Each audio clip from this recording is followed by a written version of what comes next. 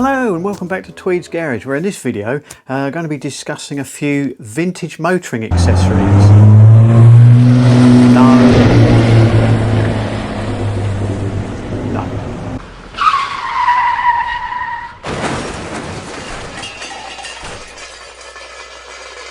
So, why vintage motoring accessories?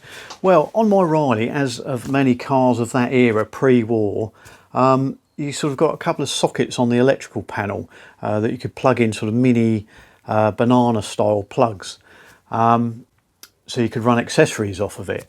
And they would be for sort of lamps and things like that. So it sort of sent me down the road of picking up a few accessories for sort of period or near the period for the Riley.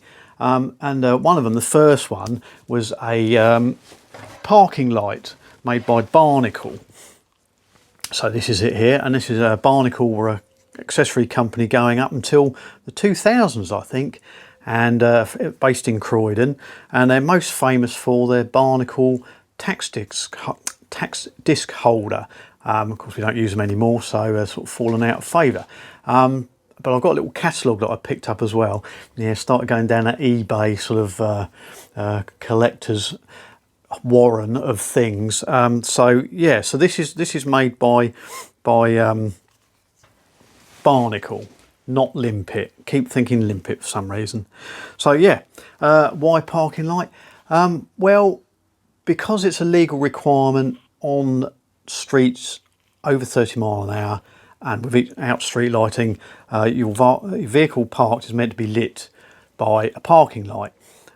Nowadays, not a problem. We don't worry about it. We don't worry about batteries now. You know, a sort of car battery will last 5 years, no trouble, without even worrying about it. You've got a decent alternator charging system, solid state electronics looking after it all. So if that's all working right, people nowadays don't even think about it until the battery finally dies. But in the era of the Riley, sort of 1920s, 30s, right up until the 70s, battery technology wasn't as good as it is now. So you're always having to take your battery out, charge it up, make sure it's a sort of peak charge. That's why cars had crank start handles, because you couldn't rely on the battery. And because you had a dynamo charging it, and early on, like the Riley, it's a 3-brush one, so you had to adjust the position of the brushes in the winter and the summer so you didn't overcharge the battery, because the regulator was all done with coil and contacts sort of thing, so it's very rudimentary. So yeah, batteries and battery life was always an issue, and you always worried about it. You know, I sort of remember in the 70s, 80s, with old bangers I had, you know, and you're motoring on a shoestring, you know, the batteries are always at the end of their life. So you couldn't really leave a vintage car parked up with all its lights on all night, because the battery would be flat in the morning. So obviously they come up with things like this. It's got a tiny little, I can't remember, it's a tiny little 1.2 watt torch style bulb in it, and what it is, it's made out of rubber, and it's sort of designed so you can hook it over the window, shut the window, and then it's got a little bit at the top there that pokes in the recess for the window channel, and it sits there quite nicely. And it's got a length of lead, and then this one had a sort of early style mains plug, very small one, about a 3-amp one on the ends, but the pin width wouldn't fit the Riley plugs, and I didn't want to have them as separate, because what tends to happen is one of the connectors will get pulled off. So I made up out of this sort of Paxlin material, which is this sort of cotton and resin type material you may have discovered in sort of electrical boxes. It was used quite a lot for insulating. You'll find it in old dynamos and old electrical systems on cars. Easy to work with. So we just turned up a couple of pins and a couple of screw holes tapped for it, and the screws go in the side, and then bored the holes for the connector pins to go through, and then a hole in the side for the screw to go through, and that holds the pins in place and keeps it all together like that. So yeah, easy stuff to machine, but it does smell. Yeah, so that's that plugs in quite nicely into the dashboard, and then you hook that on your window, and you know, if you're sort of entertaining a young lady for the evening or something, you can leave your car parked safely on the side of the road with the sort of peace of mind that you're not going to flatten your battery too much. It's also advertised as an inspection light, and also as a sort of map reading light as well. But it does work, but you do have to put your hand over the back, otherwise you blind yourself. I suppose you could use the red side for reading maps whilst you were driving, or whilst your navigator could read a map without blinding the driver too much.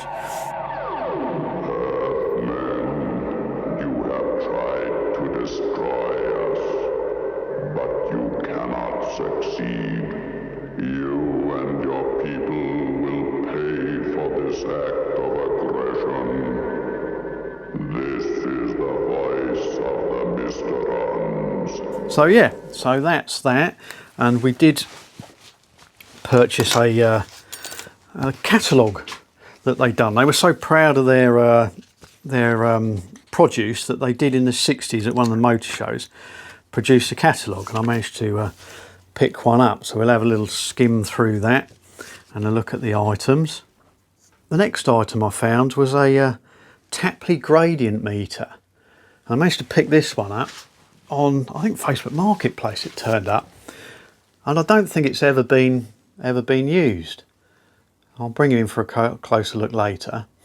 But you can mount it on the dashboard, but I don't want to screw holes in the dashboard. But it's just sort of an interesting little of the period accessory to mount in the car. So it's a Bakelite body and a nice little gradient display on it. But also it came with its instruction book as well, so I don't think it's ever been used, and we'll have a little butcher's through that in a minute.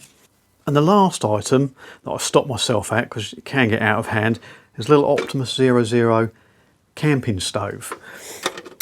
This one comes complete in its tin.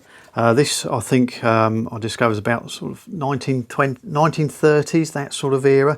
They made them from about 1915, 1920, right up to right up to modern day.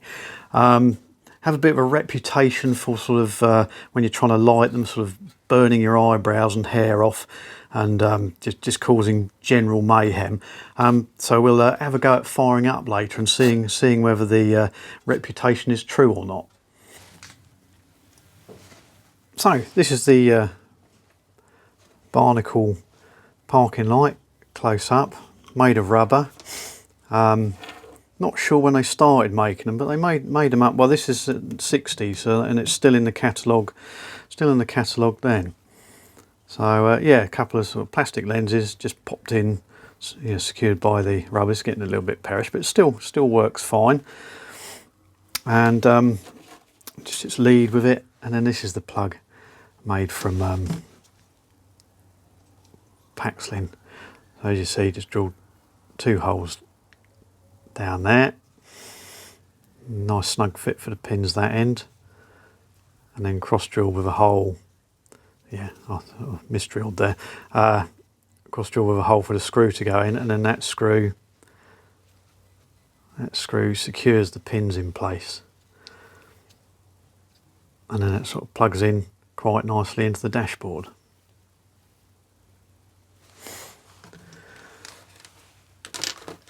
So yeah, this is Barnacle. I think chaps in America will know them as well, because they had sort of agents all over the world. But their mainstay was the Barnacle tax disc holder. That sort of attached to the windscreen like a barnacle, hence the name. I think you sort of pushed them against, twisted the knob on the back of them to cause a vacuum, and there they would stay. Not sure for how long, but they run for years, so they must have worked okay when they were new. I think the ones kicking around now, the rubber's got a bit hard and they're not so good. Yeah, and the sort of motorcycle style license holders, and then little dashboards with extra gauges on, and a plug panel similar to the sort of plug panel on the Riley. One for the minis. It must be, yeah, it must be early because it's got Morris Minor mini models before the Austin Mini. Because finally they put gauges on the minis. They put gauges on the little speedo binnacle in the end. You had an oil temperature and oil pressure and water temperature gauge. But originally they just had the speedo, so that was just sort of ancillary. Interior lights and mirrors were a big thing. Obviously, I don't know whether mirrors came as standard early on. And of course, ashtrays are plenty because they all like to fag. Yeah, so sort of stick on the window, these type as well. One type, I don't think it's here, it's a bit later on, but they did do a very nice ashtray with a pipe rest on it as well, which would look quite nice in the Riley if I could find one. Yeah, and then different mirrors, panoramic mirrors, all sorts. Demisting screen. See, modern motorists don't know how lucky they are with all the knobs and whistles they get on the cars now. A safety cigarette lighter. Don't know how safe it was. It's sort of got made with a plastic outer case and then screwed to the dashboard. Yeah, so I suppose it sort of, I don't know how you sort of got it to work, whether you twisted the outside and then pushed the and it lit up, or whether you pushed something in and it shorted out. I should imagine you twisted it on the outside. Anybody know? Let us know in the comments below. Yeah, and here you go. There's sort of a selection of parking lamps. Ones to fix, actually fixed to the your wings. Probably for trailers, actually. Just imagine those ones. There's the one I've got there. And these were slightly modern ones, was made of hard plastic, but do the same job. Barnacle crop clips for your battery charger. As we were saying, battery's not that reliable, so nice set of clips. Now this is quite interesting. An oil depth gauge. Not quite sure how it works. Must be some sort of siphon effects, but the way you check your oil level is you push the bung below to give you an oil reading.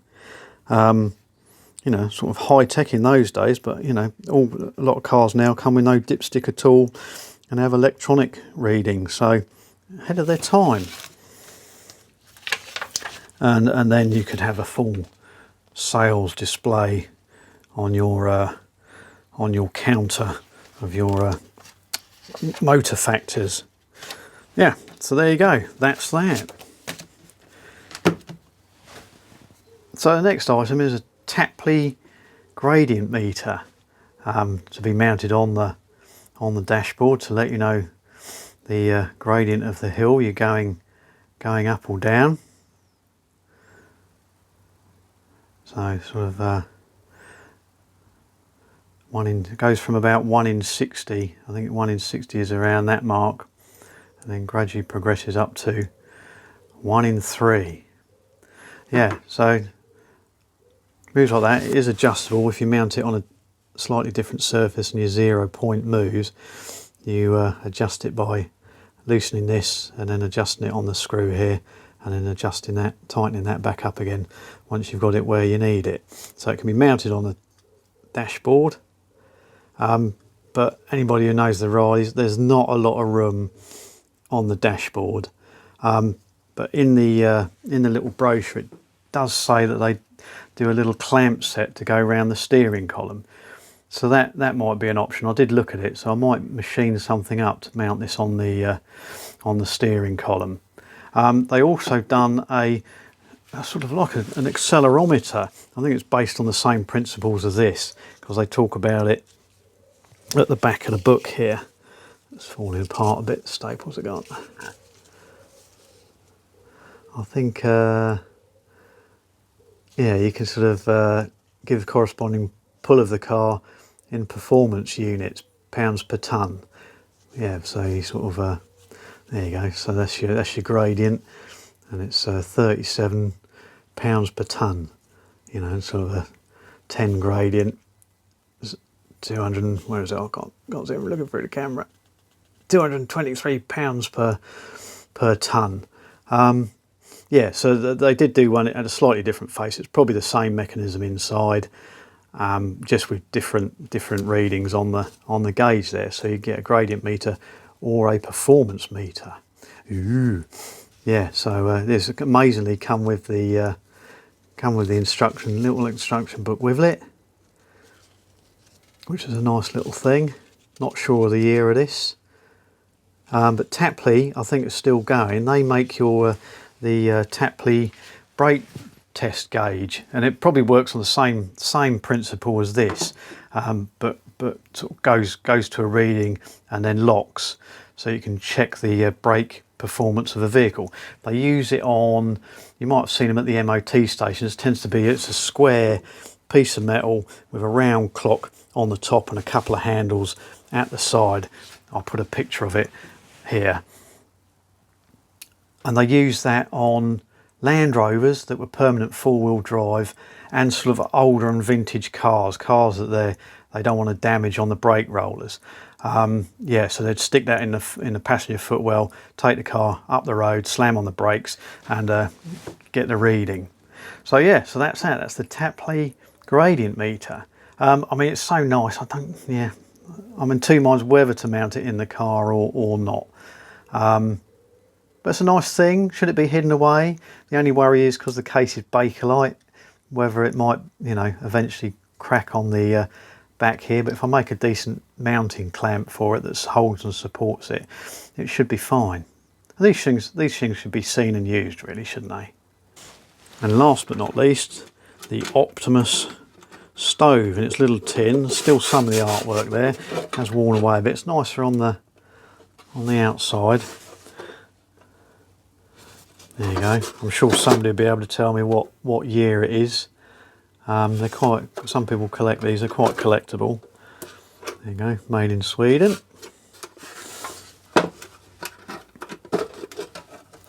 Yeah. So you've got your rests to put your saucepan on.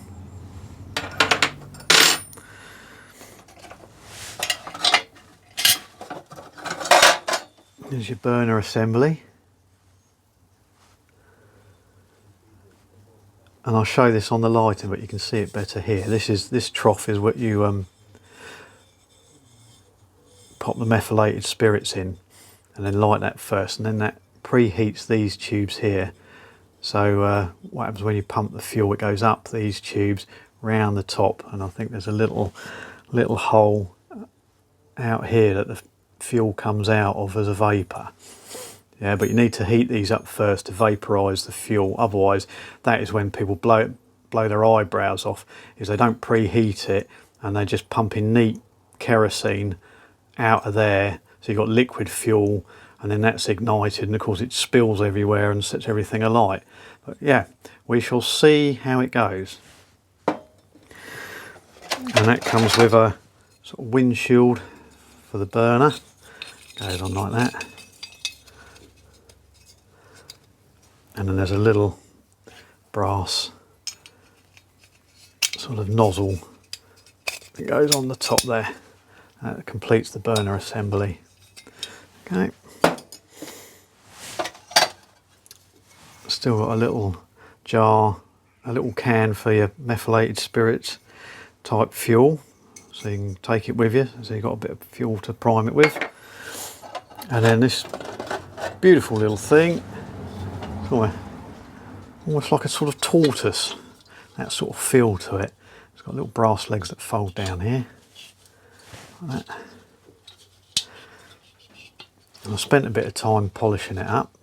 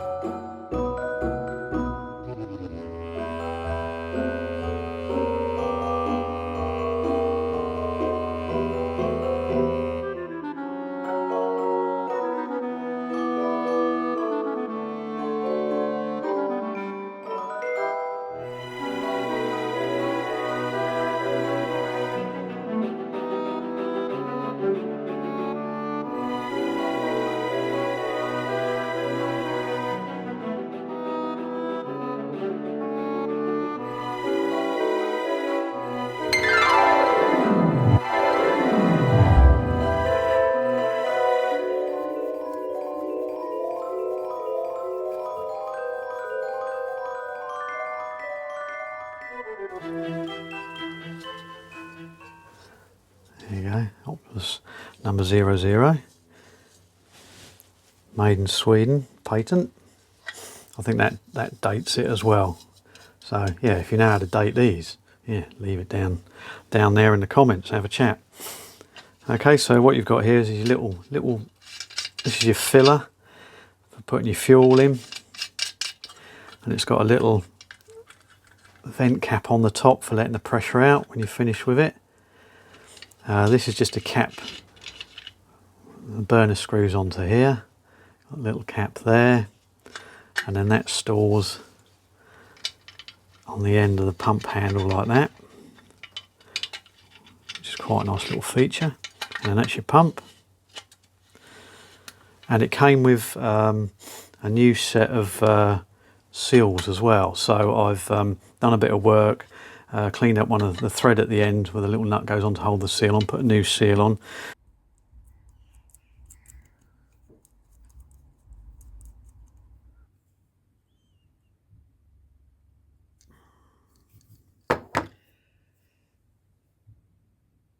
And that, you know, that now seems to work very well. And then last but not least, spanner for doing up the burner.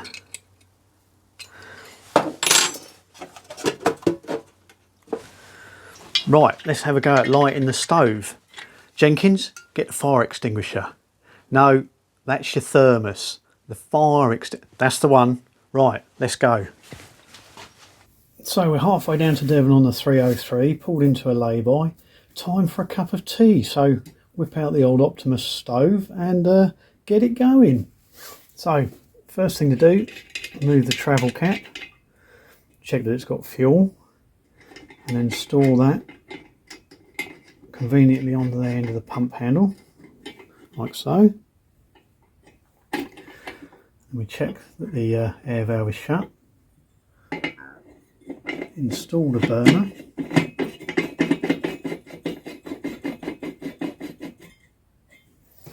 Just nip it up the spanner. Install the windshield. Oh no, first put methylated spirits in the primer ring around the base.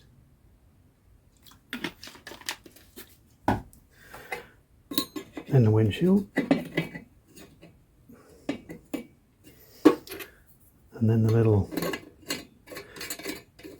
jet bezel, whatever that is. Okay, and then we light the methylated spirits. Yep, still got me hairs. And then we let this burn down, and this preheats the tubes that the fuel flow through. And when the fuel's pumped through it and they're really hot, the fuel will vaporise and it'll burn a lot better. What am I trying to say? Because if you don't preheat it, what you literally do is just pump fuel straight out the jets and it squirts all over the place. So you need it in a vapour form to create a nice flame. So yeah, that starts burning nicely.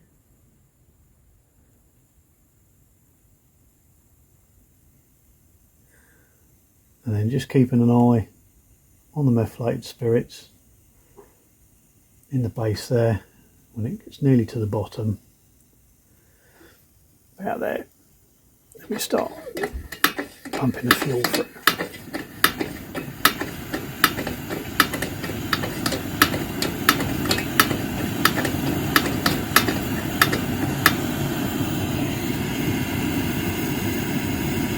There you go, we just wait for the rest of the methylated spirits just to burn away.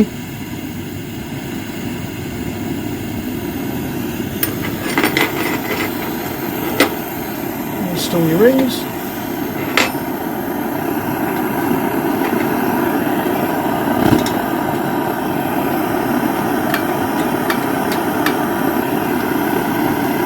Put your kettle on and wait for your brew.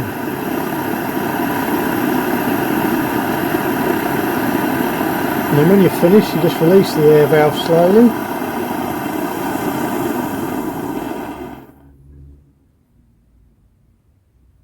all goes quiet, and just leave that open for a little while whilst it cools down. Nothing to be afraid of. So there you go. No eyebrows hurt in making of this video. Hope you like that. Just as a sort of just a little random collection of vintage motoring items. I mean, if there's other things that you've got or you've discovered. I mean, there's sort of lamps. I know in America they sort of went in for toasters and coffee machines and stuff like that, but I don't think in the 20s and 30s the batteries, car batteries would have held that. But there might be. So yeah, let us know in the comments below if you know anything. And if you like the video, give us a little like, and if you want to subscribe so you know of other videos coming up, click the little Tweed garage icon down in the bottom corner just there. Yeah, and with that we'll see you next time. Okay, cheerio.